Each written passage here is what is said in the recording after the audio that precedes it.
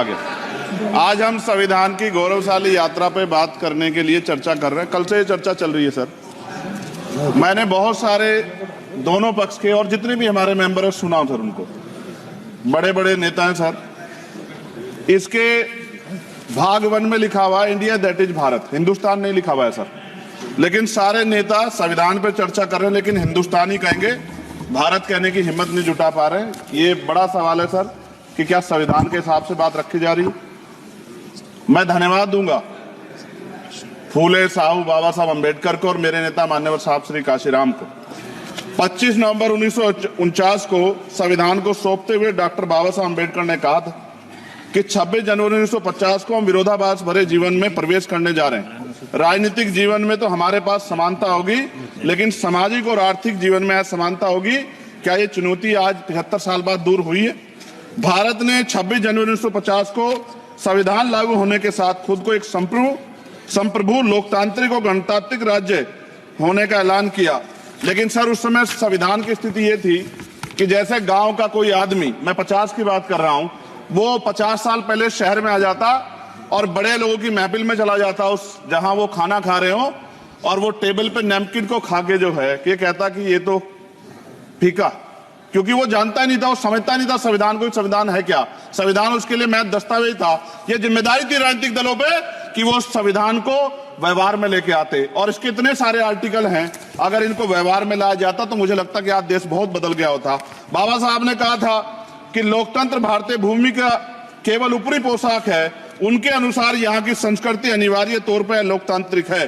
भारत जैसे गरीब और गैर बराबरी वाले देश में संविधान के जरिए छुआछूत खत्म करना, वंचितों के लिए सकारात्मक उपाय करना, सभी वयस्कों के लिए मतदान का अधिकार देना और सबके लिए सम्मान अधिकार तय करना, ये बहुत बड़ी उपलब्धि थी सर। ये संविधान है कि आप वहां बैठे हैं और मैं यहाँ खड़ा होकर अपनी बात रख रहा हूं, और इस देश में आदिवासी महिला के तौर पे जो है राष्ट्रपति बनी है, और प्राइम मिनिस्टर तो नहीं बना, लेकिन शेड्यूल कास्ट के बड़े नेताओं को भी जो है राष्ट्रपति बनने का मौका मिला। इस संविधान की देन, अगर वोट हम पे नहीं होता तो शायद अमीर और जो राजा महाराजा खुद को मानते हैं हमारी गलियों तक नहीं आ पाते, हमारे हाल नहीं जान पाते। आजादी का मतलब सर सिर्फ अधिकार पाना बढ़ नहीं है, इसके लिए हमारे संविधान में सरकार और नागरिकों के अधिकारों के साथ साथ उनके कर्तव्यों का विस्तार से उल्लेख किया गया है। बाबा साहब ने संविधान सभा में दिए गए भाषण में कहा था कि स्वतंत्रता आनंद का विषय है, पर अब हमें अपनी जिम्मेदारियों पर भी ध्यान देना होगा। संविधान ने सुनिश्चित किया कि रानी के पेट से राजा जन्म मिलेगा, वोट से नेता तैयार होगा। आर्थिक बराबरी के लिए सरकार क्या कर रही है? गरीब और गरीब हो रहा है और अमीर हो रहा है। सुबह उठते कहीं बम की धमकी मिलती, कहीं दंगे की। ये अमृत काल है सर, यह धमकी काल है। कितना बढ़ रहा है आर्टिकल 15 सर। भारत में आज भी घोड़ी चढ़नी बैठती होती है सर। क्या दलितों को यहाँ भी बोलने का नहीं? सर अगर सबको 4 मिनट दे दो, मुझे दे दो। ये भेदभाव नहीं चलेगा दलितों के साथ। Time is 4 minute, don't waste. भाई सर आप चेक करो, अगर सबको 4 मिनट दिए तो आप मना करो, मैं बंद कर देता हूँ इसको। क्या दलितों को सबसे आखिरी में नंबर मिलेगा और बोलने का मौका मिलेगा? क्या मजाक कर रहे हैं सर आप? नो, ये all independent people are having only 4 minutes. You take sir. Independent में अपनी पार्टी का मेंबर हूँ सर, और जीत के आया हूँ सर, किसी की दया में नहीं आया। Take 1 minute and finish sir. कल भी बोले एक दलीय पार्टी के लोग, आप मौका दो सर। मूछे रखने पर हत्या होती है, महिलाओं पे, छोटे मासूम बच्चों पर रेप हिंसा होती है। एनसीआरबी का डाटा देकर डर लगेगा। यही 1 किलोमीटर में संविधान को जला गया, और महाराष्ट्र के परभनी में अभी भी संविधान को नष्ट किया गया, उसकी कॉपी को। आर्टिकल 25-26 में संविधान में सभी को धार्मिक आजादी। कहाँ है दलितों की, मुसलमानों की, जैनों की, बौद्धों की, ईसाइयों की? छत्तीसगढ़ में सतनामी समाज को संविधान की अपनी धार्मिक आजादी के आधार पर जो है उनको अपमानित करके जेल में बंद कर दिया। संभल, अजमेर, अयोध्या सब इसका उदाहरण है। ये सरकार आलोचना डरती है। कितने लोग जेल में बंद है? मिरान हैदर, खालिद सैफी, उमर खालिद खान, सिफा खान, गुलफ्शा फातिमा और आजम खान साहब राजनीतिक विरोध में बंद है।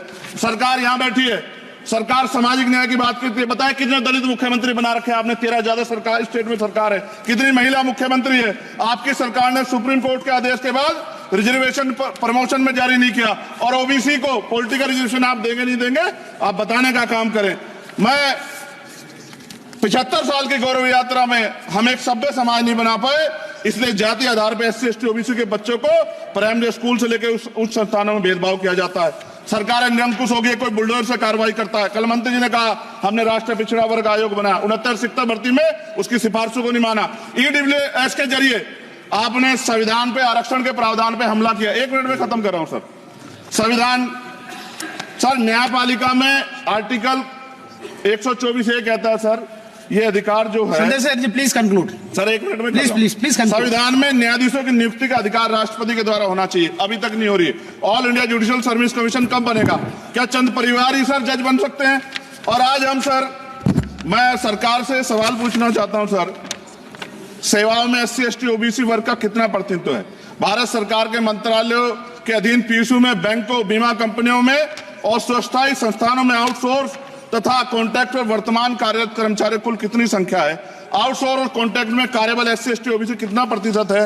निजी क्षेत्रों में कार्यरत कर्मचारी, उनके SC ST OBC की वर्ग लाभ। सर खत्म कर, लास्ट पॉइंट सर, मैं फिर स्पष्ट तौर पर कह रहा हूं सर, यहां बैठे SC और OBC के मेंबर से कह रहा हूं सर, उनको सामाजिक जिम्मेदारी का ध्यान भी रखना चाहिए। पार्टी के प्रति वफादारी के साथ साथ अपने वर्गों के प्रति ईमानदारी भी रखनी चाहिए। ईमानदारी नहीं होगी तो इन वर्गों का भला नहीं हो सकता, और हमें बहुत सरकारों से उम्मीद नहीं है। बहुत बहुत धन्यवाद सर। Thank you.